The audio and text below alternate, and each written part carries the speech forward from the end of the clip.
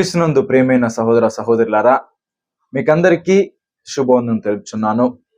ఈ దినము ఒక నూతనమైన అంశమును ధ్యానించుకుందాం. యెహోషువ మరియు కాలేబు యొక్క జీవితము నుండి మనము నేర్చుకోవాల్సిన 5 విషయములు. యెహోషువ మరియు కాలేబు యొక్క జీవితము నుండి మనము నేర్చుకోవలసిన 5 విషయములు. ప్రియులారా, యెహోషువ అయితేనో మాక్సిమం మనము బైబిల్ గ్రంథములో one of the greatest leader అని చెప్పచ్చు. రాజుల కాలంలోనైనా రాజులుగా నియామకం జరగక ముందే మోషే తరువాత ఆ యొక్క రెస్పాన్సిబిలిటీని చాలా ప్రెషర్స్లో ఉన్నప్పటికీ కూడా దేవునికి అత్యధికముగా సన్నిహితుడుగా ఉండి అన్ని లక్షల మంది జనాలను వాగ్దాన దేశంలోనికి తీసుకువెళ్ళడం అన్నది చాలా కష్టతరమైన విషయం. మరి ఆ విషయాన్ని యెహోషువ సాధ్యం చేసుకున్నట్లుగా ఆయన జీవించాడు. తద్వారా ఆయన జీవితం మనందరికీ కూడా మాదిరిగా ఉందండి. అలాగే కాలేబు కూడా ఎక్కువగా అతని గురించి రాలేకపోయినప్పటికీ ఆయన జీవితం అయితే బైబిల్ గ్రంథములో ఏ విధంగా ఉందనే సర్టిఫికేషన్ అయితే దేవుడు ఇచ్చేశాడండి. చక్కగా ఆయన కూడా తన యొక్క సమర్పించుకునే విషయంలో కానీ తన యొక్క జీవితంలో దేవునికి సమర్పించుకొని ఆయన జీవించిన జీవితము కంప్లీట్ గా దేవునికి ఇంపైన విధంగా ఉందని బైబిల్లోనే దేవుడు చెప్పాడండి. ఆ విధముగా వీళ్ళిరువురి జీవితం మనకి చాలా ప్రాముఖ్యంగా ఉంది.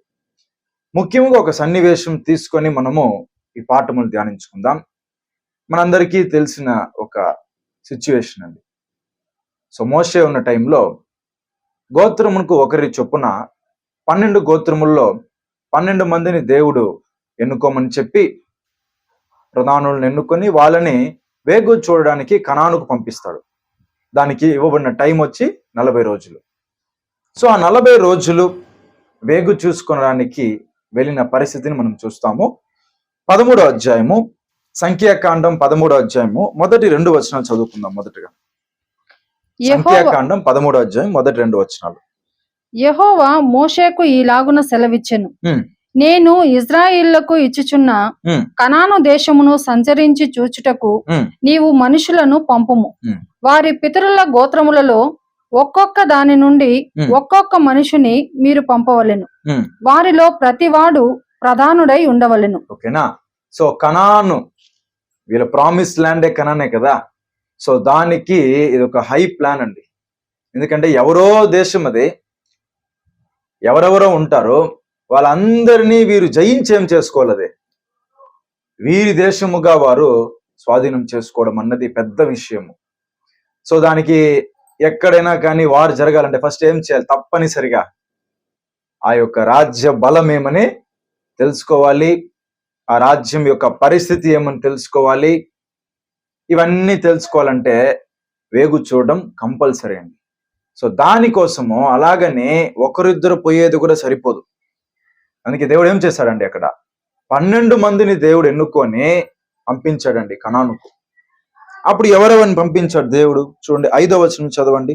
ఏవనగా వారి పేర్లు ఏవనగా రూబేను గోత్రమునకు జక్కూరు కుమారుడైన షమ్మాయ, షిమ్యోను గోత్రమునకు హోరీ కుమారుడైన షాపాతు, యూదా గోత్రమునకు యొఫన్య కుమారుడైన కాలేబు, ఇస్సాకారు గోత్రమునకు యోసేపు కుమారుడైన ఇగాలు, ఎఫ్రాయిము గోత్రమునకు నూను కుమారుడైన హోషేయ, బెన్యామీను గోత్రమునకు రాఫు కుమారుడైన ఫల్తి, జబులూను గోత్రమునకు సోరీ కుమారుడైన గదీయేలు, యోసేపు గోత్రమునకు అనగా మనష్షే గోత్రమునకు సూసి కుమారుడైన గది, దాను గోత్రమునకు గెమాలి కుమారుడైన అమ్మియేలు, అషేరు గోత్రమునకు మికాయేలు కుమారుడైన సేతూరు, నఫ్తాలి గోత్రమునకు వాపేసి కుమారుడైన నహాబి, గాదు గోత్రమునకు మాకి కుమారుడైన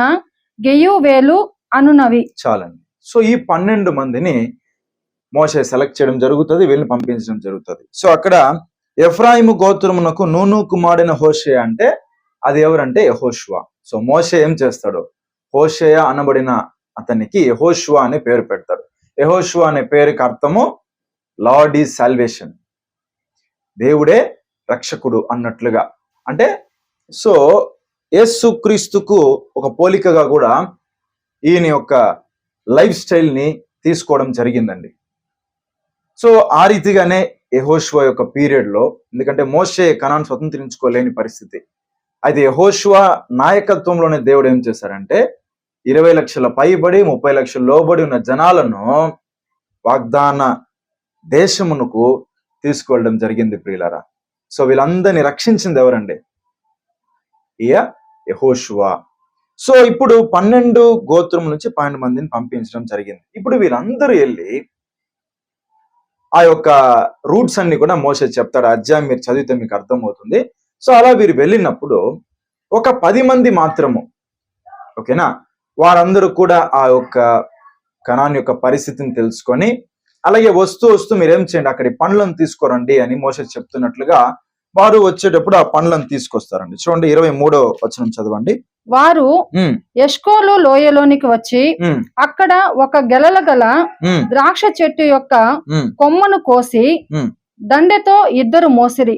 మరియు వారు కొన్ని దానిమ్మ పండ్లను కొన్ని అంజూరపు పండ్లను తెచ్చిరి. ఓకేనా. సో అట్లా వీరు మోసే చెప్పినట్లుగా అక్కడికి వెళ్ళి రిటర్న్ అయిపోయి వచ్చేటప్పుడు తీసుకొచ్చారు. అయితే వచ్చిన తర్వాత అక్కడి పరిస్థితి ఏమని మోసే అడిగినప్పుడు వాళ్ళు ఏం చెప్పారంటే 27వ వచనంలో, వారు అతనికి తెలియపరిచినది ఏమనగా, నీవు మమ్మను పంపిన దేశమునకు వెళ్ళితిమి, అది పాలు తేనెలు ప్రవహించు దేశమే, దాని పండ్లు ఇవి. సో అది మంచి దేశమే, పాలు తేనెలు ప్రవహించు దేశమే, అది నిజమే అని చెప్పి, అయితే ఆ దేశంలో నివసించు జనులు బలవంతులు, వారి పట్టణములు ప్రాకారము గలవి, అవి మిక్కిలి గొప్పవి, మరియు అక్కడ అనాకీయులను చూచితిమి, అమాలేకీయులు దక్షిణ దేశంలో నివసించుచున్నారు, హిత్తీయులు, యెబూసీయులు, అమోరీయులు కొండ దేశంలో నివసించుచున్నారు, కనానీయులు సముద్రము నొద్దను యోర్దాను నదీ ప్రాంతములలో నివసించుచున్నారని చెప్పిరి. సో ఆ 10 మంది ఏం చేసినారంటే నెగటివ్ రెస్పాన్స్ ని తీసుకొచ్చి మోషేకి చెప్పారండి, మోషే అహరోనులకి. ఫస్ట్ అక్కడి పరిస్థితి ఏమి అని ఒక ఉత్సాహవంతమైన వార్త కోసం ఎదురు చూస్తూ ఉంటారా లేదా అండి? ఫస్ట్ మోషే అహరోనులు వారు వచ్చిన వెంటనే పండ్లు అడిగారు, పండ్లు మాత్రం తీసుకొచ్చారు, కానీ అక్కడి పరిస్థితిని మాత్రం వీళ్ళు ఎలా ఫోకస్ చేస్తారండి? నెగిటివిటీని క్రియేట్ చేశారండి జనాల మధ్యలో. అయితే ఈ యొక్క డిసప్పాయింట్మెంట్ ఏ రేంజ్ లో మాట్లాడారంటే 32వ వచనం చదవండి, 32 చదవండి. మరియు వారు తాము సంచరించి చూచిన దేశమును గూర్చి ఇజ్రాయేలులతో చెడ్డ సమాచారము చెప్పి, చూసారా ఏం సమాచారం చెప్పారు? చెడ్డ సమాచారం చెప్పినారు. ది రైట్ రాంగ్ అనేది కాదండి, గుడ్ బ్యాడ్ అనేది చూడాలి. అంటే లేని సమాచారాన్ని వీళ్ళు చెప్పారు అక్కడ. మేము సంచరించి చూచిన దేశము తన నివాసులను భక్షించు దేశము, దానిలో మాకు కనబడిన జనులందరూ ఉన్నత దేహులు. నెక్స్ట్ ఏం ఉన్నత దేహులు అంటే వీళ్ళు చెప్పబోయే మాట చూడండి. అక్కడ నెఫీలుల సంబంధులైన అనాకు వంశపు నెఫీలులను చూచితిమి, మా దృష్టికి మేము మిడతల వలె ఉంటిమి, వారి దృష్టికి అట్లే ఉంటిమనిరి. అంటే వీళ్ళు కంప్లీట్ గా ఏం చేశారు తెలుసా ప్రియులరా? దేవుడు యాక్చువల్ గా ప్రామిస్ చేసేస్తున్నాడు వీళ్ళకి, ప్రామిస్ ల్యాండ్ ఇస్తానని. ఇప్పుడు ఆ రోజు మనం ఎట్లా అండి, అబ్రహాము ఇస్సాకు బలి విషయంలో అబ్రహాం ఎంత కరెక్ట్ గా అర్థం చేసుకున్నాడు వాగ్దానాన్ని. అంటే ఎప్పుడు ఒకటి గుర్తుపెట్టుకోవాలి, దేవుడు వాగ్దానం చేసేస్తాడు అంటే అదే అని దేవుడు ఇస్తాడని అర్థము. అయినప్పటికీ వారు జరగాలంటే ప్రాక్టికల్ గా మనం దాన్ని ఎదుర్కోవాలి కదా. సో దానికోసం మోషే ఏం చేశాడు? 12 గోత్రంలోంచి 12 మందిని పంపించాడు. యుద్ధం జరుగుతుంది, అన్ని జరుగుతుంది, కానీ దేవుడు తోడుంటాడు దాని మధ్యలో. ప్రామిస్ ల్యాండ్ మనకి ఇచ్చేస్తాడు, వాగ్దాన దేశాన్ని. వీళ్ళు ఏం చేస్తున్నారంటే కంప్లీట్ గా దేవుడు వాగ్దానం చేసి ఇస్తానన్న ఫెయిత్ నే వదిలేసి రిపోర్ట్ చేయడమే ఎక్కువగా చేశారండి మోషే అహరోనుల దగ్గర. వారు మా దృష్టికి మేము వాళ్ళని చూస్తా ఉంటే మిడతలాగా ఉన్నాము, అఫ్ కోర్స్ వాళ్ళ దృష్టికి కూడా మేము ఎట్లా ఉన్నామో మిడతలాగా ఉన్నామని అక్కడున్న సిచ్యువేషన్ ని ఎక్కువగా మాట్లాడి వాళ్ళు మాత్రం అవిశ్వాసంతో నింది కాకుండా అక్కడ సిచ్యువేషన్ చెప్పి అనేకులు ఏం చేస్తారు వీళ్ళు అవిశ్వాసానికి పాల్పడేలా చేశారండి. అయితే ఈ యెహోషువ కాలేబు మాత్రము మోషే అహరోను ఎట్లా బాధపడుతున్నారో ఇక్కడ యెహోషువ కాలేబు అలాగే బాధపడుతున్నారు. చూడండి 14వ అధ్యాయం 5 నుంచి చదవండి. మోషే అహరోనులు ఇజ్రాయేలీల సర్వ సమాజ సంఘము ఎదుట సాగిలపడిరి. అప్పుడు దేశమును సంచరించి చూచిన వారిలో నుండిన నూను కుమారుడగు యెహోషువయు యొఫన్నే కుమారుడగు కాలేబును బట్టలు చింపుకొని బట్టలు చింపుకొని ఎందుకు పరిస్థితి అంటే వీళ్ళు కూడా కల్లారా చేసి వచ్చారు కదా ఆ యొక్క కనానని. వీళ్ళు చెప్పేది చూస్తా ఉంటే వాళ్ళకి ఎలాగుంది, చాలా చాలా నీచంగా ఉంది, చాలా బాధాకరమైనటువంటి ఒక విషయం. ఎందుకంటే ఇప్పుడు 10 మంది చెప్పేది నమ్ముతారా, ఇద్దరు చెప్పేది నమ్ముతారా? బేసిక్ గా 10 మంది చెప్పేది కదా నమ్ముతారు. అప్పుడు ఈ 10 మంది చెప్పే విషయాన్ని ఒకవేళ ఈ 30 లక్షల మంది జనాలు 12 గోత్రస్తులు నమ్మేస్తే పరిస్థితి ఏమవుతుందండి? అక్కడ దేవుడు ఇస్తాను అని చెప్పేసిన వాగ్దానాన్ని వీళ్ళు కంప్లీట్ గా ఫూలిష్ గా చేస్తున్నారు కదా. ఈ వేదనతో వాళ్ళిద్దరు ఏం చేశారు, బట్టలు చింపుకొని ఇజ్రాయేలీల సర్వ సమాజముతో చెప్తున్నారు. ఇప్పుడు ఇజ్రాయెల్ అందరూ చెప్తున్నారు, మేము సంచరించి చూచిన దేశము మిక్కిలి మంచి దేశము. యెహోవా మన యందు ఆనందించిన ఎడల ఆ దేశములో మనలను చేర్చి దానిని మనకిచ్చును. చూసారా? అది ఇప్పుడు మీరు బాగా అబ్జర్వ్ చేయండి. ఇదేలాగానే వాళ్ళు వచ్చారు 10 మంది, ఇదేలాగే చెప్పారు ఆ దేశము పాలు తేనెలు ప్రవహించు దేశమే అని చెప్పి చెప్పవలసినటువంటి శుభవార్త ఏంది? ఇక్కడ యెహోషువ అంత చక్కగా చెప్తున్నా చూడండి. యెహోవా మన యందు ఆనందించిన ఎడల ఆ దేశంలో మనలను చేర్చి దానిని మనకిచ్చును. అది పాలు తేనెలు ప్రవహించు దేశము. ఈయన చెప్పేది వాళ్ళు చెప్పేది ఒకటే, పాలు తేనెలు ప్రవహించు దేశమే. కానీ అది ఇస్తానని ఎప్పుడో దేవుడు చెప్పేసినాడు. ఇప్పుడు యెహోషువ ఏం చెప్తున్నాడు, ఆ దేశం మంచి దేశము, రెండోది ఇటువంటి గుడ్ క్వాలిటీ ఉన్న దేశము. అక్కడ ఉన్న పరిస్థితి వీళ్ళందరూ తెలుసు. కానీ యెహోషువ గాని కాలేబు గాని అక్కడ ఉన్న వాళ్ళు బలవంతులు, అక్కడ ఏ జనం అంతా ఉన్నా అవన్నీ చెప్పుకున్నారు. వచ్చే అక్కడ అమాలేకీయులు, వాళ్ళు ఇక్కడ ఈ ప్లేస్ లో ఉన్నారు, ఈ లోయలో వాళ్ళు ఉన్నారు, వాళ్ళు బలవంతులు, అవన్నీ కాదు. సిచ్యువేషన్ వాళ్ళకి తెలుసు. వాళ్ళు ఫస్ట్ వచ్చి చెప్పాల్సిన విషయం ఏంది, పాసిబులా ఇంపాసిబులా. ఇంకొక మాట చెప్పాలంటే అక్కడ వేగు చూచేదానికి పంపించింది కూడా మోషే పాసిబులా ఇంపాసిబుల్ అని కాదు. బాగా గ్రహించాలి ప్రియులారా, అది పాసిబుల్ అని ఎప్పుడో దేవుడు చెప్పేశాడు. ఏం చెప్పాడు దేవుడు? నేను మీకు ఇచ్చేస్తానని ప్రామిస్ చేసేస్తున్నాడు. ప్రామిస్ చేసేసిన తర్వాత దేవుడు ఖచ్చితంగా దాన్ని ఇచ్చేస్తాడు. అయితే వేగు చూడాలని పంపించింది దేనికి? ఆ యుద్ధాన్ని ఎలా మనం చేయాలి, మీరు అబ్జర్వ్ చేస్తున్నారా? ఆ యుద్ధాన్ని ఎలా చేయాలనే దానికోసం పంపించింది. కాబట్టి ఇప్పుడు యెహోషువ వచ్చిన తర్వాత ఏం చెప్పాడు? యెహోషువ కాలేబు యెహోవా ఆనందించినట్లా అది మనకు దేవుడు ఇంకా ఆయన చెప్పేసినాడు ఎట్లాగూ దాని ప్రకారం ఇంకా మనకి ఇచ్చేస్తాడని చెప్పేసినాడు. అయితే ఎంత డిఫరెంట్ అయినటువంటి ఒక ఒపీనియన్స్ ని క్రియేట్ చేసి దేవుడు వాగ్దానం చేసిన ఆ ఒక మైండ్ సెట్ ఏం చేస్తారు వీళ్ళు అనేక మందిలో తారుమారు చేశారండి 10 మంది. అయితే వీళ్ళిరువురు మాత్రం ఎలాగున్నారండి, వాళ్ళ ఆవేదనను తట్టుకోలేక బట్టలు చింపుకునే పరిస్థితి అయిందండి. అట్ ద సేమ్ టైం ఏం జరిగిందో నెక్స్ట్ కంటిన్యూ చేయండి. 9వ వచనము, మెట్టుకు మీరు యెహోవా మీద తిరుగుబడకుడి, ఆ దేశ ప్రజలకు భయపడకుడి, వారు మనకు ఆహారమగుదురు. ఎంత ఇప్పుడు చూడండి, ఆ వార్త వినేదానికి ఈ వార్త వినేదానికి ఎంత డిఫరెన్స్ ఉంది కదా, ఎంత డిఫరెంట్ గా ఉంది. వాళ్ళు బలవంతులు నెఫీలీలు అని చెప్పి భయపెట్టేది ఎలాగుంది, వాళ్ళు ఎంత టోలైనా పర్వాలేదు, అది ఎంత క్లారిటీ చెప్తున్నారు చూడండి. ఆ దేశ ప్రజలకు భయపడకుడి, వారు మనకు ఆహారమగుదురు, వారి నీడ వారి మీద నుండి తొలగిపోయేను, యెహోవా మనకు తోడై ఉన్నాడు, వారికి భయపడకుడనిరి. ఆ సర్వ సమాజము వారిని రాళ్లతో కొట్టి చంపవలను కదా. ఇప్పుడు ఎట్లా ఉంది చూడండి పరిస్థితి. ఇక్కడ యెహోషువ కాలేబు ఇంత మంచి విషయం చెప్తేనో ఇప్పుడు వీళ్ళిద్దరి పైన పరిస్థితి ఎలా ఉంది అందరికీ. వీళ్ళ యొక్క ఇది పరిస్థితి అండి. కానీ మెజారిటీ పీపుల్ తర్వాత మీరు అధ్యాయం అంతా చదివి చూస్తే వీళ్ళిద్దరు చెప్పిన మాటను ఏం చేయరు, అందరూ నమ్మరు. ఆ 10 మంది చెప్పేదే ఎక్కువగా వీరు నమ్మే పరిస్థితి అండి. అందుకు చదవండి 11వ వచనం చదవండి. ఇక దేవునికి కోపం వస్తుందండి. యెహోవా, ఎన్నాళ్ళ వరకు ఈ ప్రజలు నన్ను అలక్ష్యము చేయుదురు, ఎన్నాళ్ళ వరకు నేను వారి మధ్యను చేసిన సూచక్రియలన్నింటినీ చూచి ఉమ్, నన్ను నమ్మకయుందురు. ఉమ్, నేను వారికి స్వాస్థ్యం ఇయ్యక ఉమ్, తెగులు చేత వారిని హతము చేసి ఉమ్, ఈ జనము కంటే మహాబలము గల గొప్ప జనమును ఉమ్. నీ వలన పుట్టించదనని మోషేతో చెప్పగా, చూసారా, ఇంకా దేవునికి ఏమంటారు, పేషెన్స్ ఒక లెవెల్ ఉంది కదా, అది తగ్గిపోయింది. ఎందుకంటే అప్పటికే వీళ్ళు ఏం చేస్తారు అనేక సందర్భాల్లో, అక్కడ అధ్యాయం ఎంత బాగుంటుందంటే 10 సార్లు వీళ్ళు ఏం చేశారు, నన్ను సనుగుతానే వచ్చారు, నేను ఐగుప్తు నుంచి వీళ్ళని ఇంత గొప్పగా తీసుకొచ్చినా కానీ ఇదంతా కాదు, నేను వీళ్ళేం చేస్తాను, సమూలముగా నిర్మూలం చేస్తాను. నువ్వున్నావు కదా, నీ దగ్గర నుంచి నేను ఏం చేస్తాను, అందరినీ గొప్ప జనాన్ని నేను మళ్ళీ క్రియేట్ చేస్తాను. అంటే అఫ్ కోర్స్ అది ఎట్లా అంటే అయిపోయి ఉంటుంది, మళ్ళీ అబ్రహాం దగ్గర నుంచి ఎలా స్టార్ట్ అయి ఉంటుందో మళ్ళీ మోషే దగ్గర నుంచి ఏం చేయి ఉండాలి, అదే స్టార్ట్ అయి ఉండాలి. అయితే మోషే దానికి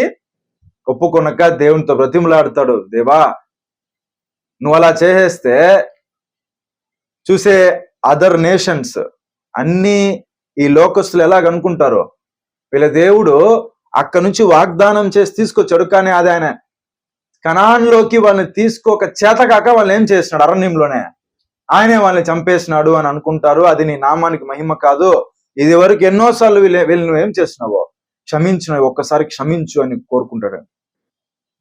అప్పుడు దేవుడు ఏం చేస్తాడో, సరే ఒకసారి ఈసారి వీళ్ళని నేనేం చేస్తాను, క్షమిస్తాను అని చెప్తాడు. చూడండి 19వ వచనం చదవండి. ఐగుప్తులో నుండి వచ్చినది మొదలుకొని ఇది వరకు నీవు ఈ ప్రజల దోషమును పరిహరించి ఉన్నట్లు నీ కృపాతిశయమును బట్టి ఈ ప్రజల దోషమును దయచేసి క్షమించుమని యెహోవాతో చెప్పగా, యెహోవా నీ మాట చొప్పున నేను క్షమించి ఉన్నాను. అయిపోయింది.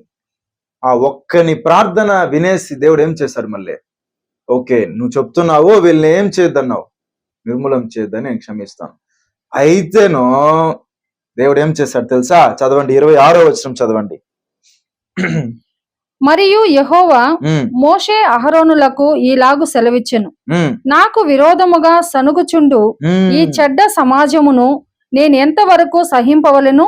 ఎందుకంటే ఇప్పుడు కంప్లీట్ గా దేవుడు నాశనం చేయనని చెప్పాడు, బట్ అయితేను ఇక్కడ పర్టికులర్ గా కొంతమంది ఏం చేస్తున్నారు, గ్రంబ్లింగ్ అంటారు కదా, సో అందరినీ సనిగి వీళ్ళందరూ ఏం చేస్తున్నారు, కలిసి దేవునిని సనిగి నడిపిస్తున్నటువంటి మోషేను సనుగుతూ ఇలా చేశారు. కాబట్టి దేవుడు వాళ్ళని ఏం చేయబోతున్నాడండి, చదవండి.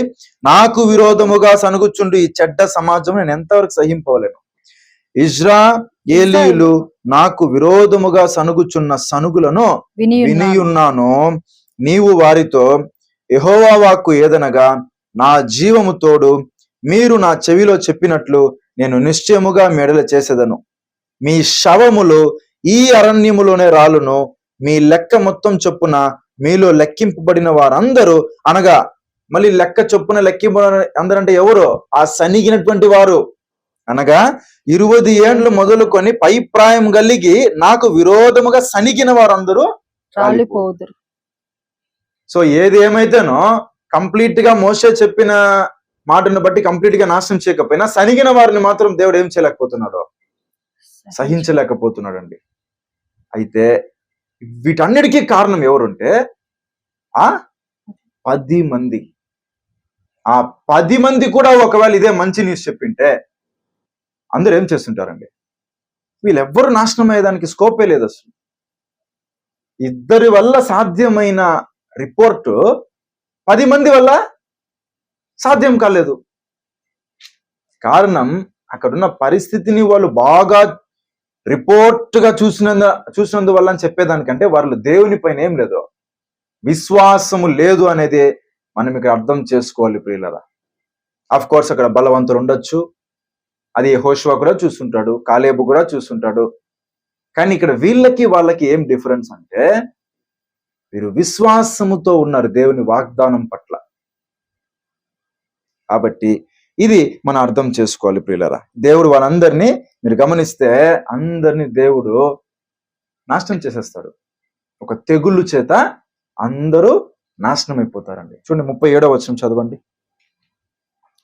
అనగా ఆ దేశమును గూర్చి చెడ్డ సమాచారము చెప్పిన మనుషులు యెహోవా సన్నిధిని తెగులు చేత చనిపోయిరి. చూసారా, ఆ చెడ్డ సమాచారం తెచ్చిన 10 మంది అట్ ద సేమ్ టైం ఇంకా ఈ సనుగులు అన్న వారందరికీ కూడా అదే పనిష్మెంటే. అయితే ఇంకొకటి ఏం జరిగిందంటే పనిష్మెంట్, ఈ ప్రయాణము ఈ యొక్క కారణం వలన ఈ అరణ్య ప్రయాణము ఎన్ని సంవత్సరాలకు మళ్ళా పొడిగించబడింది? 40 సంవత్సరాలకు పొడిగించబడింది ప్రియులారా. ఎందుకంటే వీళ్ళని 40 రోజులు వేగు చూసి మనం పంపించినాం కదా. ఒక దినముకు 1 సంవత్సరం చొప్పున 40 సంవత్సరాలు మీరందరూ ఏం చేయండి? అరణ్య మార్గంలోనే మీరు జీవించండి. అదే అరణ్య మార్గంలోనే ఇటువంటివి ఈ క్యాండిడేట్స్ అందరూ ఏమైపోతారు? వాగ్దాన భూమికి పోకముందే అదే అరణ్య ప్రయాణంలో వీరందరూ చనిపోతారు. అట్ ద సేమ్ టైం ఆ చనిపోతున్న వారి బిడలు కూడా చాలా సఫర్ అవుతారు అని చెప్పి దేవుడు వాళ్ళకి ఒక పనిష్మెంట్ ఇస్తాడండి. చదవండి 34 నుంచి. మీరు ఆ దేశమును సంచరించి చూచిన 40 దినముల లెక్క ప్రకారము, అదే కనాన్ని సంచరించి చూసిన 40 దినముల లెక్క ప్రకారము దినమునకు 1 సంవత్సరము చొప్పున 40 సంవత్సరములు మీరు మీ దోష శిక్షను భరించి నేను మిమ్మును రోసివేసినట్లు తెలుసుకొందురు. ఇది యెహోవా అను నేను చెప్పిన మాట. నాకు విరోధముగా కూడిన చెడ్డదగు ఈ సర్వ సమాజమునకు నిశ్చయముగా దీని చేసేదను. ఈ అరణ్యములో వారు క్షీణించిపోవుదురు, ఇక్కడనే చనిపోవుదురు అనెను. చూసారా, అది ప్రియులారా జరిగింది. సో ఆ రీతిగా వీళ్ళందరూ ఏమైపోతారు? మొత్తము ఆ తెగుళ్ళు అనుమతించబడేది ఈ మొత్తము వెళ్ళిపోతారండి. అయితే యెహోషువ కాలేబు మాత్రం ఎలాగున్నారు? కారణం వారు అక్కడ ఉన్నటువంటి పరిస్థితిని చెప్పడం కాదండి, ఆ పరిస్థితిలోను దేవుడు మనకు ఆనందించినడలా అది మనకు దొరుకుతుంది. మీరెవరేం చేయద్దండి, దేవునికి తిరగబడకండి, మీరు నిరుత్సాహపడకండి, జడియకుడి అని చెప్పి యెహోషువ పాజిటివిటీని పెంచుతా ఉన్నాడండి. అందుచేత వీళ్ళు ఇరువురు మాత్రం ఏం కాలేదు. ఎందుకంటే మీరు అనుకోవచ్చు యెహోషువ కదా కాబట్టి అది సాధ్యమైంది అన్నట్లుగా. బైబిల్లో ఎంత గొప్పవారైనా కానీ ఒక సందర్భంలో ఏమైపోయినారు? పడిపోయినారు, నాశనం అయిపోయినారు. ఎంతటి గొప్ప వాళ్ళైనా కానీ. అటువంటిది దేవునికి చాలా కోపము తెప్పించినటువంటి ఒక సంఘటన ఇది. ఆయన ఒక ప్లాన్ వేసేసాడు. ఇక్కడ 30 లక్షల మందిని ఒక ఆలోచనతో తీసుకొచ్చాడు, అనాలోచనతో తీసుకురాలేదు దేవుడు. ఐగుప్తు నుంచి తీసుకొని వచ్చి కనాన్లో చేరద్దామని ఒక ప్లాన్ వేసుకొని ఒక పని అప్పచెప్పాడండి. ఆయన ప్లాన్ ఏం చేశారు? ఈ 10 మంది పోయి ఇప్పుడు మొత్తం ఎంత చెడిపోయినారు చూడండి. దేవుడు ఏమన్నా నేను లేదని చెప్పినాడా, నేను చేయలేనని చెప్పినా? అవేం చెప్పలా. స్పైయింగ్ అంటే పోయి వేగు చూసి రండి అంతే అన్నారు.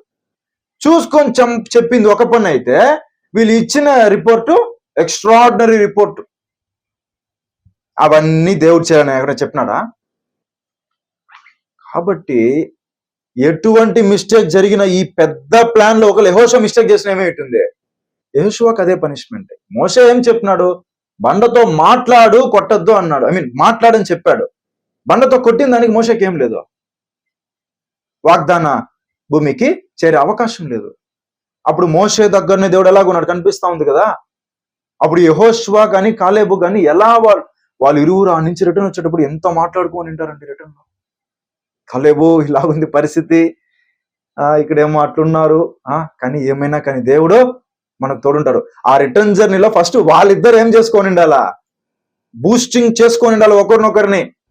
ఎందుకంటే మాక్సిమం మనం చేసే సహవాసంలో మనతో కూడా ఉండేవాడు స్పిరిచువల్గా ఉంటే బలపడతాము, వాడు వీక్ గా ఉంటే మనల్ని ఏం చేస్తాడు? ఇప్పుడు ఆ 10 మందిలో కానీ ఒకరు కాలేబు బదులు యెహోషువతో వచ్చి కాలేబు గాని 10 మందిలో ఒకటిగా పోయిండుంటే అప్పుడు కూడా పరిస్థితి ఎలా ఉంటుంది చెప్పలేం. అయితే యెహోషువ కాలేబు ఎంత బాగా వాళ్ళు రిటర్న్ జర్నీలోనే ప్రిపేర్ అయి ఉంటారండి. దేవుడు ఉన్నాడు, మనకు దేవుడు ఉన్నాడు, మనం పోయి చెప్దాం అనుకున్నారు. వచ్చేసరికి 10 మంది ఏం చెప్పినారు? వాళ్ళు అప్పుడే రిపోర్ట్ అంతా రాంగ్ గా ఇచ్చేస్తున్నారు. కాబట్టి యెహోషువ తన విశ్వాసాన్ని ఎలా కాపాడుకున్నాడు చూడండి, కాలేబు తన విశ్వాసాన్ని ఎలా కాపాడుకున్నాడు ప్రియులారా. అది మనము గమనించాలి ప్రియులారా. చూడండి అక్కడ మీరు గమనిస్తే ఇప్పుడు వీళ్ళందరూ చనిపోతారు కదా. చనిపోయిన తర్వాత మిగిలిన ప్రజలు ఉంటారు కదా, వాళ్ళు దుఃఖముతో మళ్ళా మోషే దగ్గరకు వస్తారు. మరుసటి రోజు ఉదయాన్న చూడండి 41 వచనం 40 నుంచి చదవండి.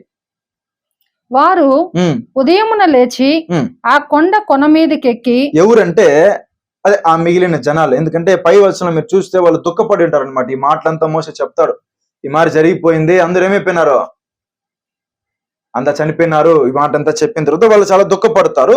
మరుసటి రోజు మార్నింగ్ అంతా అప్పుడు మోసే దగ్గరకు వచ్చి, చిత్తం అండి, వారు ఉమ్, ఉదయమున లేచి ఆ కొండ కొన మీదకెక్కి చిత్తమండి ఉమ్, మేము పాపము చేసిన వారము ఉమ్, యెహోవా చెప్పిన స్థలమునకు ఉమ్. వెళ్ళుదము అనిరి. ఇప్పుడు ఏమైపోయినారంటే వీళ్ళకి మళ్ళీ మనసు ఏమైపోయిందంట, రిపెంట్ అయిపోయింది. మళ్ళీ వచ్చి, లేదు లేదు మేము అనుకునింది తప్పే, ఇది చాలదు, మన వల్ల కుదరదు అనుకున్నది తప్పే, మనం ఏమవుదాము, సిద్ధపడి పోదాం రండి అంటాడు. అప్పుడు మోసే ఏమంటాడు తెలుసా, చదవండి. అప్పుడు మోసే అప్పుడు ఉమ్, మోషే ఇది ఎలా ఆ, మీరు యెహోవా మాట మీరుచున్నారేమి ఉమ్, అది కొనసాగదు.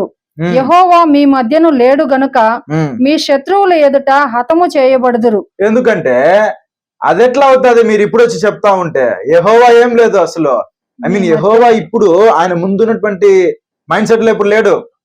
ఇప్పుడు యెహోవా తోడే లేదు కాబట్టి ఇప్పుడు ఏంది మీరేదేంది మీరు అని చెప్పి మోసే చెప్తే వీళ్ళు ఏం చేస్తారు తెలుసా అంటే, అంత చెప్పిన తర్వాత కూడా మరలా కాదని మళ్ళీ పోయి నాశనం అయిపోతారు. చదవండి 44వ వచనం చదవండి. ఇవన్నీ చెప్పిన తర్వాత అయితే వారు మూర్ఖించి ఆ కొండ కొనకెక్కిపోయిరి. అయినను యెహోవా నిబంధన మందసమైనను మోషే అయినను పాలెములో నుండి బయలు వెళ్ళలేదు. వాళ్ళు మాత్రమే. మామూలుగా బేసిక్ గా ఇవన్నీ జరుగుతుంది కదా, యూజువల్ గా నాయకుడు వెళ్ళాలి, మందస పెట్టి పోవాలి, యాజకులంది ఇది అదే యూజువల్ గా జరగలేదండి. వీళ్ళు మాత్రమే పొదాం రా అని చెప్పి వెళ్ళిపోయినారు. అప్పుడు ఆ కొండ మీద నివాసముగానున్న అమాలేకీయులను కనానీయులను దిగి వచ్చి వారిని కొట్టి హోర్మా వరకు వారిని తరిమి హతము చేసిరి. అయిపోయింది. సో ఈ సన్నివేశంలో ఈ 10 మంది ఎప్పుడో చనిపోయినారో ఆ గోత్రస్తులు తెగులు వచ్చి వాళ్ళు ఆ తెగుల్లో ఈ 10 మంది ఫాలోవర్స్ చనిపోయినారు. ఈ మిగిలి చూసినటువంటి వీళ్ళు దుఃఖపడి మరలా మోసే చెప్పిన మాట వినకుండా ఇప్పుడు మాత్రం మేము మారు మనసు పొందాము పోతామని అంటే ఎట్లా అది? నిజంగా ఓల్డ్ టెస్ట్మెంట్ చదివేటప్పుడు యెహోవా దేవుని యొక్క శైలి, ఆయన యొక్క మెథడ్ ఆఫ్ జడ్జ్మెంట్ అనేది క్లియర్ గా అర్థమవుతుంది. అంటే ఆయన విల్లింగ్ గా ఉన్నప్పుడు మనం ఒబే అవ్వాలి, ఆయన విల్లింగ్ గా లేనప్పుడు మనం ఒబే అయితే అది ఎలా లేదు, ఆయనకి ఒబీడియన్స్ గా లేదు. ఏమైపోయినారు అక్కడ 10 మంది. ఆ 10 మంది ఏమైనా చిన్నవారా? ఎలా ఎన్నుకున్నాడు మోసే? ఆ ఒక్కొక్క గోత్రంలో ప్రధానులను ఎన్నుకోమన్నాడు.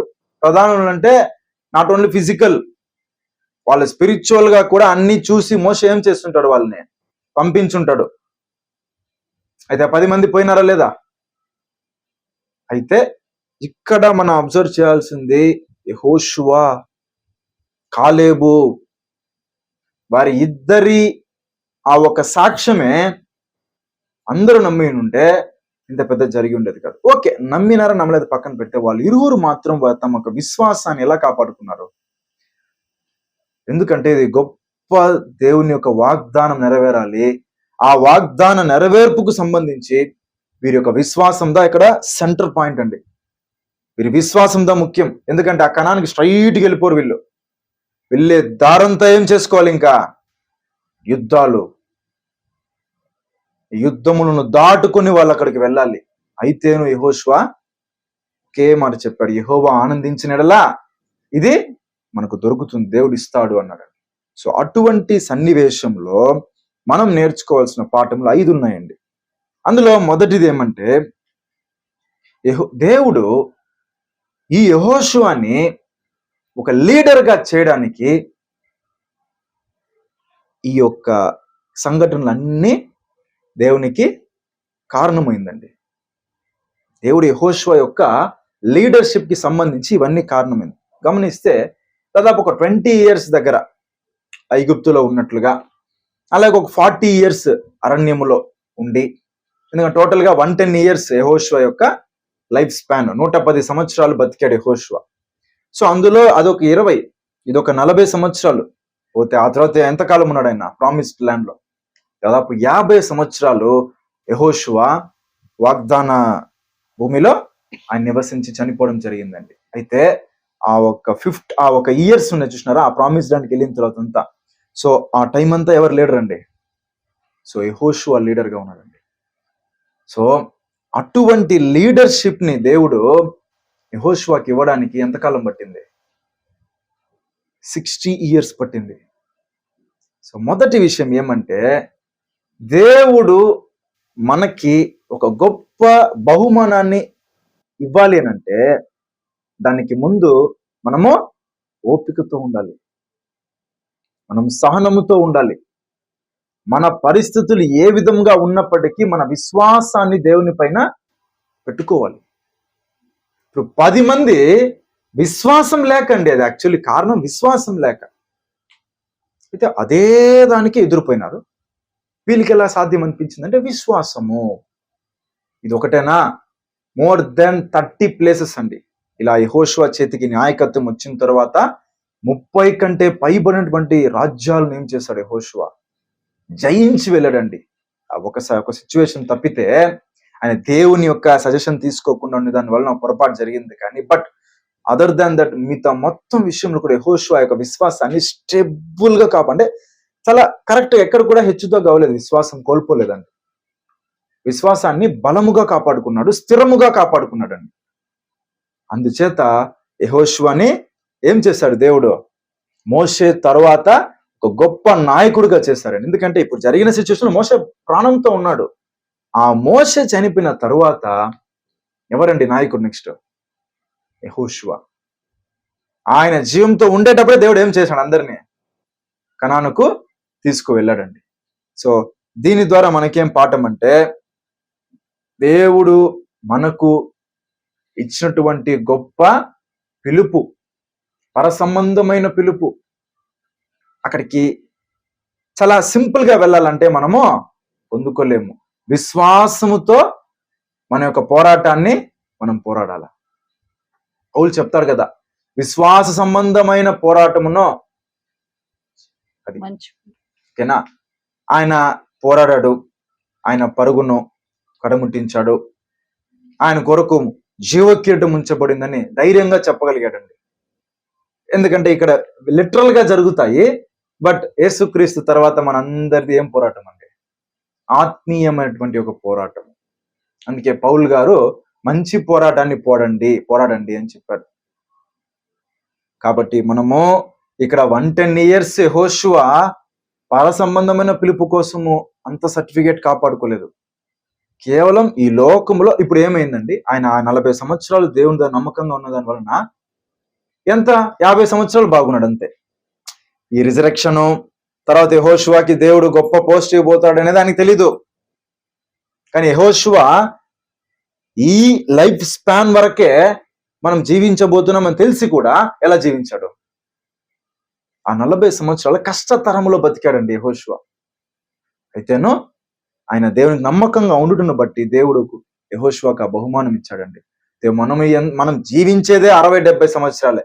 అందులోనూ మెచ్యూర్డ్ మైండ్కి వచ్చి మనల్ని మనం సమర్పించుకున్న తర్వాత ఒక 35 సంవత్సరాలు జీవిస్తామా?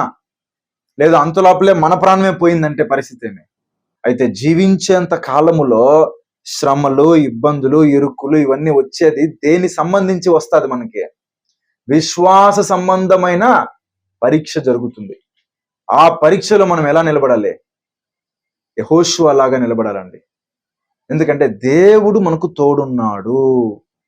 అదే మొదటి పాయింట్. ఇక రెండోదిగా మనం చూస్తే యెహోషువ ధైర్యవంతుడు. ప్రియులారా, యెహోషువ ధైర్యవంతుడు. ఓకేనా? యెహోషువ గ్రంథం 1వ అధ్యాయము 6వ వచనం చదవండి. నిన్ను విడువను, నిన్ను ఎడబాయను, నిబ్బరము కలిగి ధైర్యముగా నుండుము. వారికిచ్చదనని నేను వారి పితరులతో ప్రమాణము చేసిన ఈ దేశమును నిశ్చయముగా నీవు ఈ ప్రజలను. చాలు. సో ఫస్ట్ వచనం మళ్ళా చదవండి. నిన్ను విడువను, నిన్ను ఎడబాయను, నిబ్బరము కలిగి ధైర్యముగా నుండుము. ఓకేనా? సో అది మాత్రమే యెహోషువ దాన్ని ధైర్యముగా ఉండని చెప్పాడు. చూసినారా? ఆ ఒక్క క్వాలిటీ నన్ను కాపాడుకున్నాడండి. అది నిజమా కాదా అండి? యెహోషువ ఫేస్ చేసిన ఒక్కొక్క వార్స్ అది చాలా ఇంపాసిబుల్ యాక్చువల్గా అయితే మిగతా కంట్రీస్ పోల్చుకుంటే. ఎరికో ఎలా నాశనం అయింది? ఏం యుద్ధం లేదు, కానీ దేన్ని బట్టి అక్కడ సాధ్యమైంది? ఇతని యొక్క విశ్వాసమును బట్టి, ఇతని యొక్క లీడర్షిప్ ని బట్టి. ఇతడు అందరినీ ఎలా నడిపించాడో ఆ ఒక్క లైన్ లోకి తీసుకొచ్చాడండి. తద్వారా దేవుడు ఎరికోకి ఏం యుద్ధమే జరగలేదు, నాశనం అయిపోయింది ఎరికో. అటు తర్వాత యుద్ధాలు చేసే క్రమంలోనూ ఏమి ఇప్పటిలాగా మన ఆత్మీయమైన పోరాటం అది. లిటరల్గా ఏం చేయాలి? యెహోషువ యుద్ధములో పాల్గొనాలి. ఎక్కడా తన ప్రాణం ఏం కాకూడదు, కోల్పోకూడదు. ఎప్పటి వరకు? కనానుకు చేరేంత వరకు అతడు తన ప్రాణమును కాపాడుకోవాలంటే లిటరల్ గా యుద్ధాన్ని ఎదుర్కోవాలి కదా. అప్పుడు అక్కడ అంతా యెహోషువ ఏం జ్ఞాపకం చేసుకున్నాడండి? ఆ అధ్యాయంలో 4 సార్లు చెప్తారు దేవుడు, ధైర్యంగా ఉండు, ధైర్యంగా ఉండు, జడియవద్దు, ధైర్యంగా ఉండు, మోషేకు నేను తోడునట్లు నేను నీకు తోడుకుంటాను, నువ్వు భయపడద్దు అని చెప్పినప్పుడు యెహోషువ దాన్ని కాపాడుకున్నాడండి. అందువలన ఆయన కంటి ముందర పెద్ద పెద్ద దేశాలు ఆయనకు తెలుస్తున్నప్పటికీ దేవుడు నాకు మాటిచ్చాడు, దేవుడు నాకు తోడై ఉంటాడు, కాబట్టి నేను ఖచ్చితంగా వీటన్నిటిని దాటుకొని వెళ్తాను అనే ఒక విశ్వాసాన్ని, అనే ఒక ధైర్యాన్ని యెహోషువ కాపాడుకున్నాడు. ప్రియులారా, ఇది కూడా మనకు ఒక పాఠమే. ధైర్యము లేని దాని వలన కొందరైతే విశ్వాసాన్ని వదిలేసి వెళ్ళిపోయినారండి క్రైస్తవులు. నాకు తెలిసిన ఒక సహోదరుడు కూడా అందులో ఉన్నాడు. ఆయనకు ఒక భార్య, 2 పిల్లలు ఉన్నారు. ప్రభు నమ్ముకున్న తర్వాత కష్టాలు వచ్చినాయని చెప్పి భార్య మాట విని ప్రభువునే వదిలేసినాడు. నిజమే, యాక్చువల్గా అయితే వాళ్ళ కుటుంబంలో పరిస్థితులు చాలా తలకిందులు అయిపోయింది. పిల్లలను చదివించాలి, అంత పరిస్థితి అయ్యింది. కానీ దాన్ని ఎదుర్కొనే దానికి ధైర్యం చాలక, దేవుని సరిగ్గా అండర్స్టాండ్ చేసుకోలేక, ఫస్ట్ ఇర్రెగ్యులర్ అయిన చర్చ్కి 1 వారం వచ్చితే 3 వారాలు రాడు. అలా అవుతా ఉండింది. మనకి సరిగ్గా అర్థం కాలేదు. మళ్ళీ విచారించినప్పుడు ఓపెన్ గా చెప్పేసినట్లే, లేదు బ్రదర్, ఏంది ఇది? ఈ దేవుని నమ్ముకున్న దాని వల్ల నాకేమైపోయింది? ఈ పరిస్థితులన్నీ వచ్చింది, నా వల్ల నా శక్తి లేదు, నాకు వల్ల కాదు, ఈ దేవుడే నాకు వద్దనేసినాడు. ఇది జరిగి దాదాపు 12 ఇయర్స్ దాకా అయిందండి. ఇటువంటి సన్నివేశాలు ఏర్పడుతుంది ఎప్పుడు? మన ఆత్మీయ జీవితంనే మనం పోరాడుతూ ఉండేటప్పుడు ధైర్యం చెడే విధముగా జరుగుతుందండి మన జీవితంలో. అది ఏదైనా కావచ్చు. ఒకటే మనం గుర్తుపెట్టుకోవాలి, మనకు సోర్స్ ఎవరంటే దేవుడు. ఆయనను గుర్తుపెట్టుకొని మనం ముందుకు వెళ్ళాలి. అలా వెళ్ళలేదంటే పరిస్థితి ఏమవుతుంది? ధైర్యం ఒకసారి మనకు చెడిందంటే దేవుణ్ణే విడిచిపెట్టే అవకాశం వస్తుంది. కాబట్టి అటువంటి పాఠం మనము యెహోషువ దగ్గర నుంచి నేర్చుకోవాలి. ఆ 7వ వచనం చదవండి, ఎంత చక్కటి చూడండి. అయితే నీవు నిబ్బరము కలిగి జాగ్రత్త పడి, అయితే నీవు నిబ్బరము కలిగి జాగ్రత్త పడి బహుధైర్యముగా నుండి నా సేవకుడైన మోషే నీకు ఆజ్ఞాపించిన ధర్మశాస్త్రం అంతటి చొప్పున చేయవలెను. నీవు నడుచు ప్రతి మార్గమున చక్కగా ప్రవర్తించినట్లు నీవు దాని నుండి కుడికి గాని ఎడముక గాని తొలగకూడదు. అదే 9వ వచనంలో చెప్తా చూడండి, నేను నీకు ఆజ్ఞ ఇచ్చి ఉన్నాను కదా, నిబ్బరము కలిగి ధైర్యముగా నుండుము, దిగులు పడకము, జడియకము. ఎందుకంటే అక్కడ ఈయన నెక్స్ట్ తీసుకోబోయే రెస్పాన్సిబిలిటీ చాలా పెద్దదండి. అది దేవునికి బాగా తెలుసు, ఆయనకు బాగా తెలుసు. మోషే లాగా స్మూత్ గా జరగదు అది. అంటే మోషే వీళ్ళ ద్వారా చాలా ఇబ్బందులు పడ్డాడు అనుకోండి, వీళ్ళని సహించేదే పెద్ద విషయము. బట్ నెక్స్ట్ యెహోషువ తీసుకోపోయే ఆ ఒక రెస్పాన్సిబిలిటీ ఏదంటే ప్రాణమునికి సంబంధించింది. కాబట్టి దేవుడు అన్నిసార్లు చెప్తా ఉన్నాడు, నువ్వు భయపడదు ఫస్ట్ అని చెప్పి. అలాగే కాపాడుకున్నాడు అండి 40 ఇయర్స్.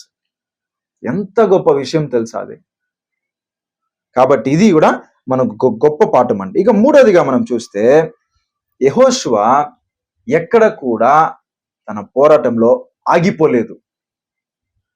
ఇప్పుడు స్టార్టింగ్ లో చెప్తున్నాడు దేవుడు, అది స్టార్ట్ అయిన తర్వాత మధ్యలో ఏమో వచ్చి యెహోషువ ఎక్కడైనా ఒక సగం వరకు బాగా జయించుకుంటా వచ్చి ఎక్కడైనా మధ్యలో యెహోషువ ఏం చేస్తుండొచ్చు? క్విట్ అయిపోయి ఉంటే పరిస్థితి ఏమండి? ఆ పోరాటంలో ఆయన ఎక్కడైనా మీరు ప్రాక్టికల్ థింక్ చేస్తే సగం వరకు వచ్చి కూడా, లేదు కనాను దగ్గరకు వచ్చి కూడా ఎక్కడైనా యెహోషువ అప్సెట్ అయి క్విట్ అయిపోయింటే పరిస్థితి ఏమి? ఆ లీడర్ని నమ్ముకొని వెనకాల ఎంతమంది ఉన్నారు? లక్షల మంది ఉన్నారండి.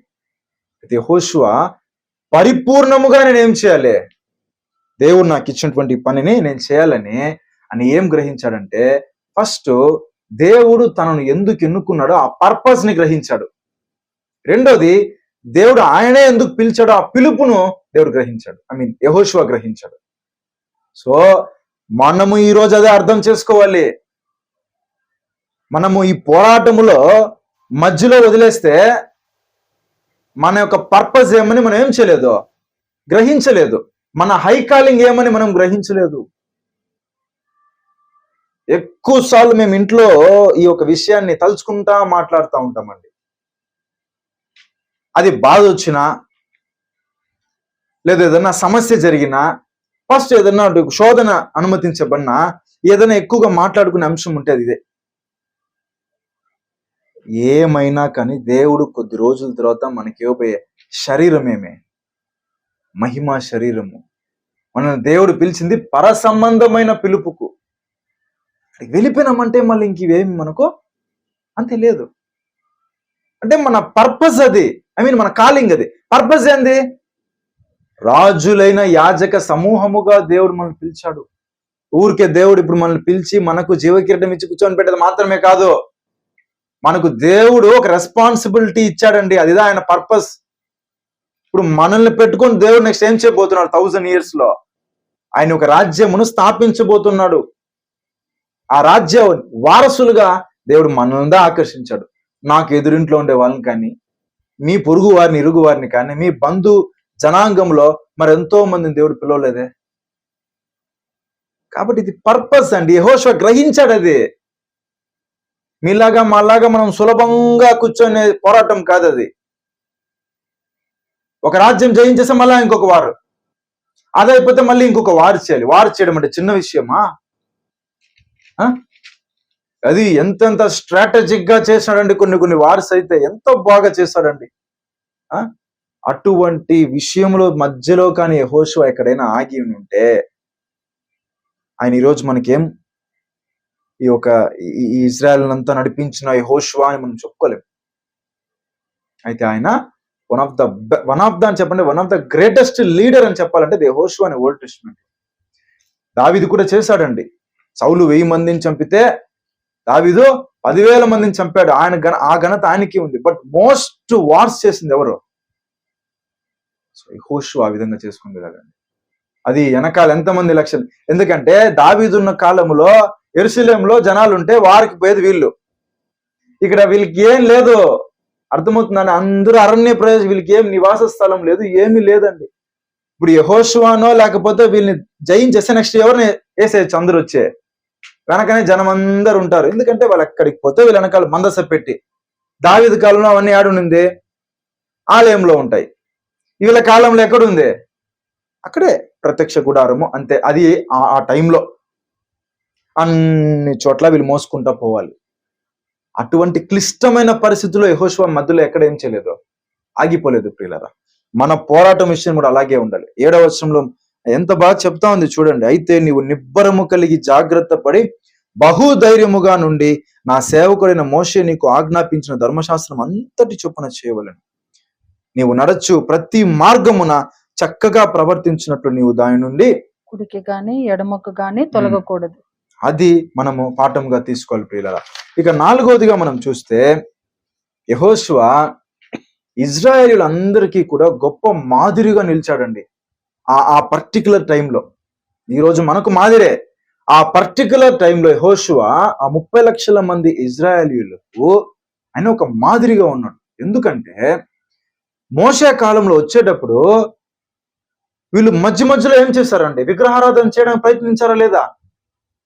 వీళ్ళు దేవుణ్ణే విడిచిపెట్టే కార్యక్రమం జరిగింది. మోషే ఉండేటప్పుడు కూడా మోషే కనిపించలేదనేసి మళ్ళీ తిరిగి వచ్చినప్పుడు కొంతమంది డివైడ్ అవడం జరిగింది, నాశనం అవడం జరిగింది. కోరహు మాటలు విని మళ్ళీ మోషే సైడ్ వచ్చి రావడంతో జరుగుతుంది కదా. అది మళ్ళీ ఏమవుతా ఉంది వీళ్ళ మధ్యలో, అది కంటిన్యూ అయ్యే అవకాశం ఉంది కదా. అయితే వాటి మధ్య యెహోషువ ఎలా నిలబడాడంటే ఎగ్జాంపుల్ గా నిలబడాడు. దేని విషయంలో? దేవుణ్ణే మనము దేవుడుగా మనం కొలవాలి అనే విషయంలో. ఓకేనా? ముఖ్యముగా అక్కడ ఈయన కమాండ్ చేసే ప్రతిదానికి అక్కడ వాళ్ళు లోబడుతున్నారు అనే దానికి కారణం యెహోషువ ఒక క్యారెక్టర్. ఎందుకంటే ఇప్పుడు యెహోషువ ఒక విషయం గురించి వాళ్ళు చెప్తున్నారంటే ఆ విషయంలో ఆయన కరెక్ట్ గా అక్కడ ఉండి వాళ్ళకి ఎగ్జాంపుల్ చూపిస్తాడు. అలాగే వాళ్ళు ఆయన ఆర్డర్ చేసిన ప్రతిదీ అక్కడ ఉన్న వాళ్ళు ఫాలో అవ్వగలిగారండి. ఆ సన్నివేశం చూడండి, యెహోషువ గ్రంథము, దీని వలన దేవుడు అతన్ని ఒక ఎగ్జాంపుల్ గా పెట్టాడండి, మహిమపరిచాడు ఇశ్రాయేల్ మధ్యలో. యెహోషువ గ్రంథం 4వ అధ్యాయం 14వ వచనం.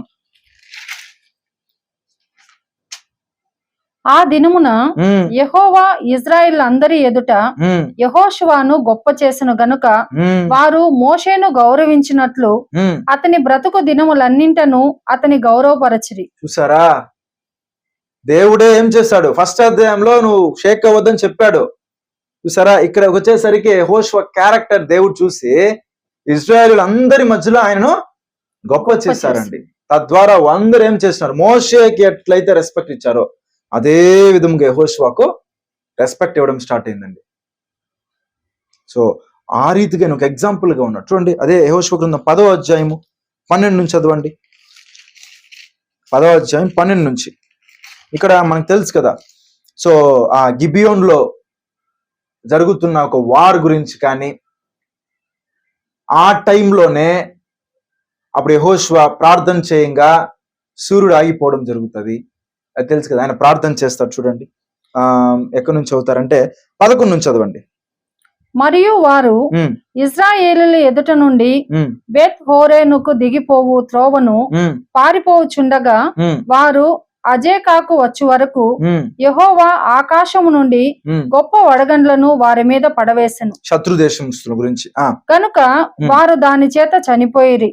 ఇశ్రాయేలీయుల కత్తివాత చంపబడిన వారి కంటే, ఇశ్రాయేలీయులు కత్తివాత చంపిన వారి కంటే ఆ వడగండ్ల చేత చచ్చిన వారు ఎక్కువ మంది.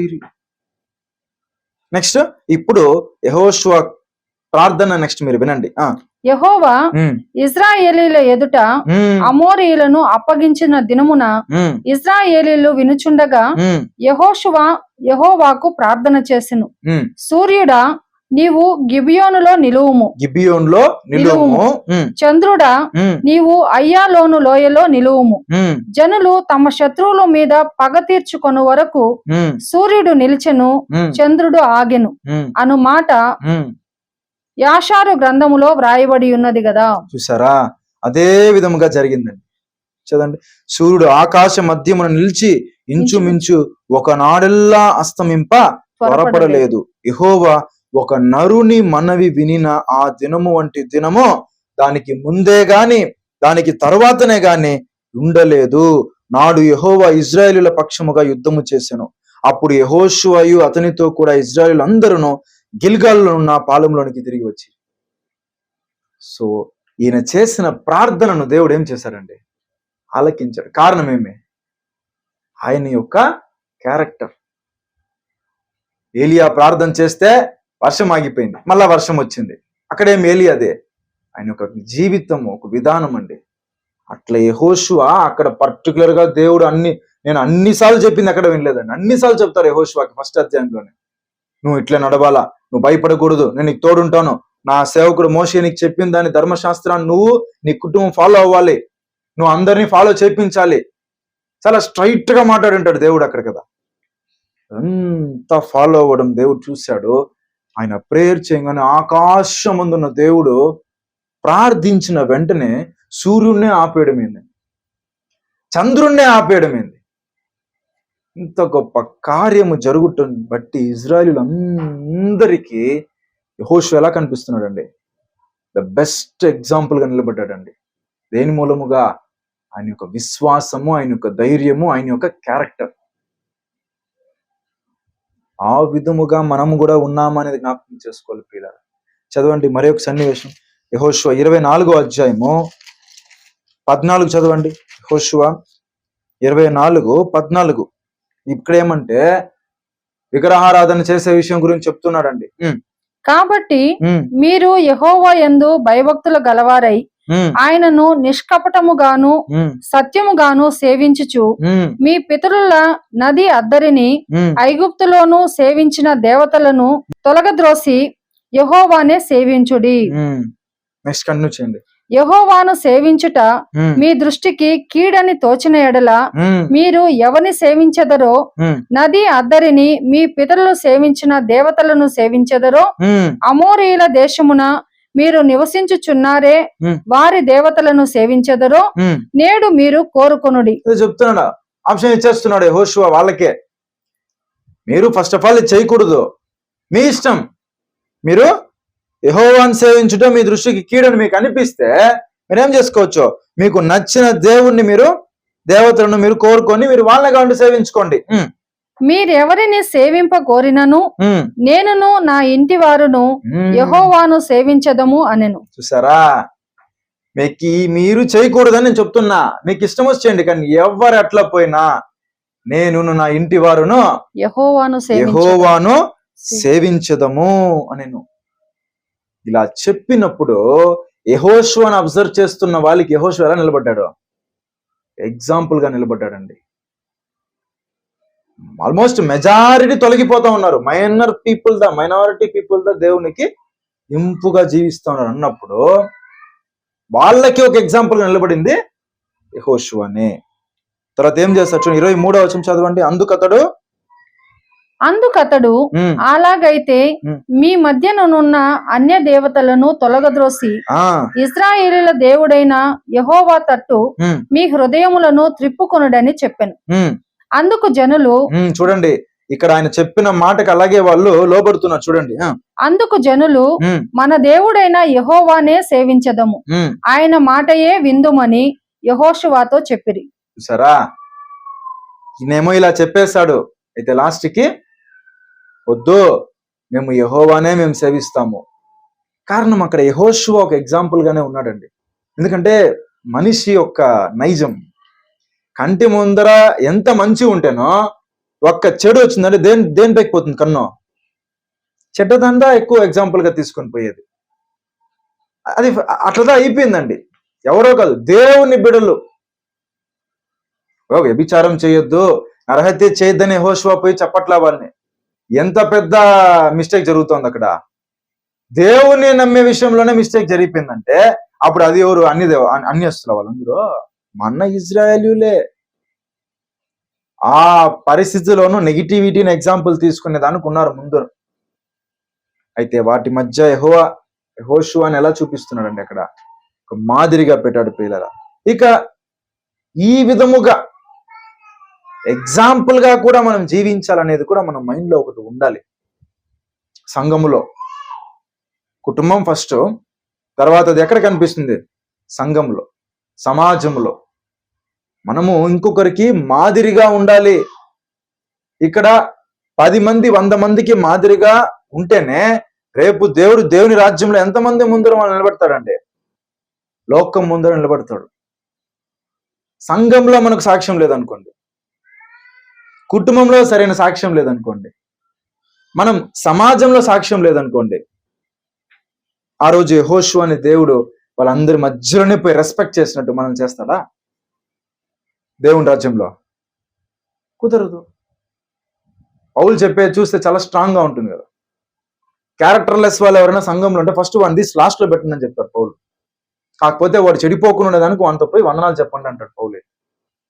అంటే రెస్పెక్ట్ ఉండదు చర్చ్ లో, సంఘంలో వాళ్ళకి రెస్పెక్ట్ లేదు అంతే. ఎట్ట పడితే అట్ట జీవించే వాళ్ళ సంఘంలో రెస్పెక్ట్ కూడా ఉండదండి. మరి ఇక్కడే ఈ సాక్ష్యాన్ని మనం కాపాడుకోలేకపోతే, ఒకరికి మంచికి మాదిరిగా ఉండకపోతే ఇక దేవుని రాజ్యంలో మనం ఎలా నిలబడతాము? డెఫినెట్లీ కాదండి, మన పేర్లు తుడిచివేయబడుతుంది.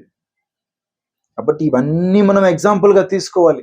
ఇక చివరిదిగా చూస్తే యెహోషువ యొక్క ఈ విజయమునకు కారణం ఏమంటే ఆయన యొక్క విధేయత, ఆయన యొక్క ఒబీడియన్స్, దేవుని మాట పట్ల ఆయనకున్న విధేయత. మొదటిది విశ్వాసము, అది లేకపోతే ఇంపాసిబుల్. రెండోది ధైర్యము, ధైర్యం లేకపోతే ఆయన ఫిజికల్ గా యుద్ధాన్ని ఎదుర్కోలేడు. ఇవన్నీ చాలా ఇంపార్టెంట్. ఐదోది ఏమండి, ఫస్ట్ దేవుని మాట అంటే ఆయనకు కట్టుబడి ఉన్నాడు ప్రియులారా. చూడండి, అదే 1వ అధ్యాయంలో మనం ఆల్రెడీ చదివిందే మళ్ళీ జ్ఞాపకం చేసుకోవాలి. చూడండి 1వ అధ్యాయంలో 6వ వచనం చదవండి. నిన్ను విడువను నిన్ను ఎడబాయను, ఉమ్, నిబ్బరము కలిగి ధైర్యముగా నుండుము. చాలండి. ఇక్కడ యాక్చువల్లీ 7వ వచనం చదవండి. అక్కడ నీవు నడుచు ప్రతి మార్గమున చక్కగా ప్రవర్తించినట్లు నీవు దాని నుండి, దేని నుండి, ధర్మశాస్త్రం నుండి కుడికి గాని ఎడమకు గాని తొలగకూడదు. కరెక్ట్ గా దేవుని మాటను ఆయన జవదాటకుండా ఆయన వెళ్ళాడండి. ఎంత పెద్ద జర్నీలో ఎక్కడ కూడా దేవుని మాట తప్పకుండా జీవించడం అంటే ఎంత తనను తాను ఆ దేవునికి ఒక భయమునకు విధేయతకు అప్పగించుకొని ఉండాలండి. అదే విధంగానే కాలేబు కూడా ఉన్నాడండి. అది ఆయనే చెప్తాడు. ఎందుకంటే ఈ మోషే దగ్గర దేవుడు యెహోషువ గురించి, కాలేబు గురించి చెప్పేటప్పుడు కాలేబుకు 40 సంవత్సరాలు. అయితే ఇదన్నీ అయ్యి ఈ జర్నీ ఎండుకు వచ్చేటప్పటికి కాలేబుకు 85 సంవత్సరాలు. ఈ కాలేబు ఏం చేస్తారంటే ఇక ఇదంతా అయిపోయి ల్యాండ్ డివిజన్ చేసే పరిస్థితి వచ్చినప్పుడు, యెహోషువ నాకేం చేయి, నాకు దేవుడు ప్రామిస్ చేసినట్లుగా నా ల్యాండ్ నాకు నువ్వు ఇస్తే నేను తీసుకుంటాను, నాకు ఆ కొండ ప్రదేశాన్ని నాకు ఇచ్చేయి అని ఆయన చెప్తారండి. చూడండి, యెహోషువ గ్రంథం 14వ అధ్యాయం చదవండి, 7 నుంచి 10. యెహోషువ 14వ అధ్యాయము 7లో చూడండి. దేశమును వేగుచూచుటకు యెహోవా సేవకుడైన మోషే కాదేషు బర్నేయాలో నుండి నన్ను పంపినప్పుడు నేను 40 ఏండ్ల వాడను. అప్పుడు నాకు 40 years ఏజ్. ఎవరికిని భయపడక నేను చూచినట్టే అతనికి వర్తమానము తెచ్చి తిని. అదే మనం చదివాం కదా. ఇప్పుడు ఎవరికి నేనేం భయపడకుండా వర్తమానాన్ని కరెక్ట్ గా ఆయన యొక్క లైఫ్ గురించి ఆయన చెప్తున్నాడు. నాతో కూడా బయలుదేరి వచ్చిన నా సహోదరులు జనుల హృదయములను కరగజేయగా నేను నా దేవుడైన యెహోవాను నిండు మనస్సుతో అనుసరించి తిని. ఆ దినమున మోషే ప్రమాణము చేసి, నీవు నా దేవుడైన యెహోవాను నిండు మనస్సుతో అనుసరించితివి గనుక నీవు అడుగు పెట్టిన భూమి నిశ్చయముగా నీకును నీ సంతానమునకును ఎల్లప్పుడూ స్వాస్థ్యముగా ఉండుననెను. యెహోవా సో ఇదంతా అప్పుడు చేసిన ప్రామిస్. యెహోవా చెప్పినట్లు యెహోవా మోషేకు ఆ మాట సెలవిచ్చినప్పటి నుండి ఇశ్రాయేలీలు అరణ్యములో నడిచిన ఈ 45 ఏండ్లు ఆయన నన్ను సజీవునిగా కాపాడి ఉన్నాడు. ఇదిగో నేనిప్పుడు 85 ఏండ్ల వాడను. సరా, సో ఆ రోజు నాకు దేవుడు ఆ ప్రామిస్ చేశాడు కదా మోషే మూలముగా, నువ్వు అడుగు పెట్టిన వెంటనే నీకు అదే ఆ ల్యాండ్ నీకు ఇచ్చేస్తానని చెప్పి. సో అప్పటి నుంచి ఇప్పటి వరకు అరణ్య ప్రదేశం 45 సంవత్సరాలు అయింది కదా. ఇప్పుడు నా వయసు 85. ఇంకా ఆయన చెప్తాడు, నేను ఇప్పటికీ అదే ఫిట్నెస్ లో ఉన్నాను, అదే బలం నాకుంది. ఆ రోజు ఎట్టయితే నేను రెడీగా ఉన్నాను అన్నిటికీ, ఇప్పుడు నేను పోయి వచ్చేదానికి నడిచేకి నాకు శక్తి ఉంది. ఇప్పుడు కూడా ఏం చేయగలుగుతాను, వెళ్ళి యుద్ధం చేసేంత ఇది నాకుందని చెప్పి యెహోషువకు చెప్తాడండి కాలేబు. చూడండి, యెహోషువ కాలేబు చెప్తాడు. నెక్స్ట్ చదవండి. మోషే నన్ను పంపిన నాడు నాకెంత బలము, నేటి వరకు నాకంత బలము. యుద్ధము చేయుటకు గాని వచ్చుచు పోవచ్చు నుండుటకు గాని నాకెప్పటి ఎట్లు బలమున్నది. కాబట్టి ఆ దినమున యెహోవా సెలవిచ్చిన ఈ కొండ ప్రదేశము నాకు దయచేయము. చూసారా ఏమంటే ఆయన అక్కడ చెప్తున్నాడు, నాతో కూడా బయలుదేరి వచ్చిన నా సహోదరులు జనుల హృదయములను కరుగ చేయగా నేను నా దేవుడైన యెహోవాను నిండు మనసుతో అనుసరించి తిని.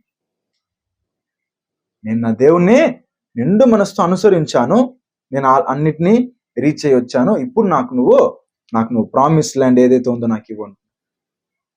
అలాగా కాలేబు జీవితము కూడా అలానే ఉన్నింది ప్రియులరా. ఒక మంచి ఎగ్జాంపుల్ గా ఉన్నింది. ఆయన నిండు మనసుతోదా అనుసరించాడు. యాక్చువల్గా అయితే అక్కడే మీరు ఆ అధ్యాయంలో మీరు చదివితే మీకు అర్థమవుతుంది. అక్కడ దేవుడే సర్టిఫికేషన్ చేస్తాడు తెలుసా మోషే దగ్గర, వీళ్ళందరినీ నాశనం చేసేస్తాను సనిగిన వాళ్ళందరినీ. కానీ కాలేబు మాత్రము నన్ను నిండు మనసుతో అనుసరించి వచ్చాడు కాబట్టి ఆయన కుటుంబము వీళ్ళందరూ నేను ప్రామిస్ చేసిన ల్యాండ్ ఆయన తీసుకోవాలి అని చెప్పి అక్కడే యాక్చువల్లీ దేవుడు మోషే దగ్గర మెన్షన్ చేస్తాడు కాలేబు గురించి. కాబట్టి ప్రియులరా, ఈ ఒక్క సక్సెస్ వీళ్ళు పొందుకోవాలంటే కూడా గల కారణం ఏమంటే వాళ్ళు దేవుని మాటలకు కట్టుబడి ఉండాలండి. అది యాక్చువల్గా కష్టతరమైన పరిస్థితి అయిపోతుంది కదా.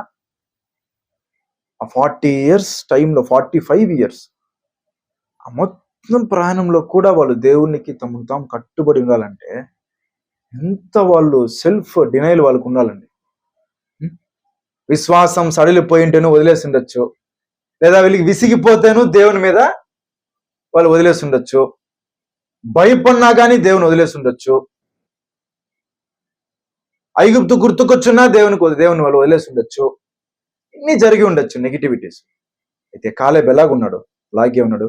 ఇంకా యెహోషువ అయితే అలానే జీవిస్తూ క్రమంగా దేవుడు అతన్ని ఏం చేశారండి, ఒక నాయకుడిగా చేసి వెళ్ళిన తర్వాత 50 సంవత్సరాల కాలంలో యెహోషువ చేతనే అందరూ ఏమైనారు, ఆ నాయకత్వం నడిపించబడ్డారు ప్రియులారా.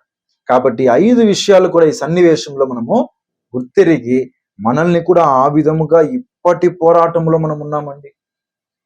వాళ్ళు ఆ కాలమందే వాళ్ళు అంతగా భక్తితో, విశ్వాసముతో, ధైర్యముతో, విధేయతతో వారు ఆ రోజుల్లోనే ఇలా జీవించారంటే మనం ఎంత ఉన్నతముగా జీవించి చూపించాలండి. కాబట్టి మనల్ని పిలిచినటువంటి పిలుపును విషయమై మరీ జాగ్రత్త పడాలి మనము. ఆ రీతిగా మనం జీవించలాగున తండ్రి అయిన దేవుడు మనకందరికీ సహాయం చేయనుగాక. ఇంతవరకు ఓపికతో ఉన్న మీకు అందరికీ మనం తెలియజేస్తాం.